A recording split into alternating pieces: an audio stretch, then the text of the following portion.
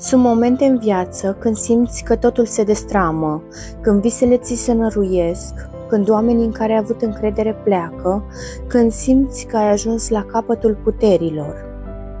Tăcerea devine dureroasă, rugăciunile par să nu mai ajungă nicăieri.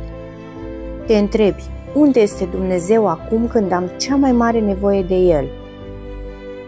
Dar ceea ce nu știi mereu este că Dumnezeu nu tace pentru că nu-i pasă.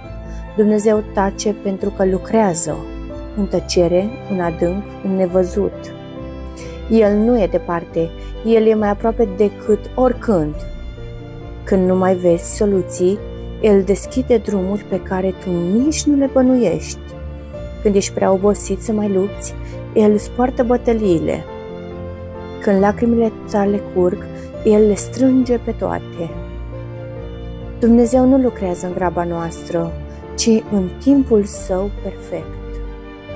Și ceea ce pregătește pentru tine va fi mai frumos decât ai visat vreodată.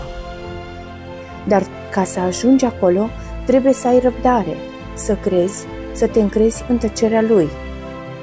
Tăcerea nu înseamnă absență, tăcerea e uneori cel mai profund răspuns. Așa că nu te teme, nu ești singur. În locul durerii de azi vei înțelege bucuria de mâine. În locul a ceea ce ai pierdut, vei primi ceea ce ți se potrivește cu adevărat.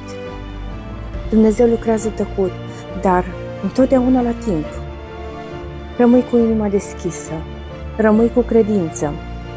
Ce e pentru tine, va ajunge la tine, nici mai devreme, nici mai târziu.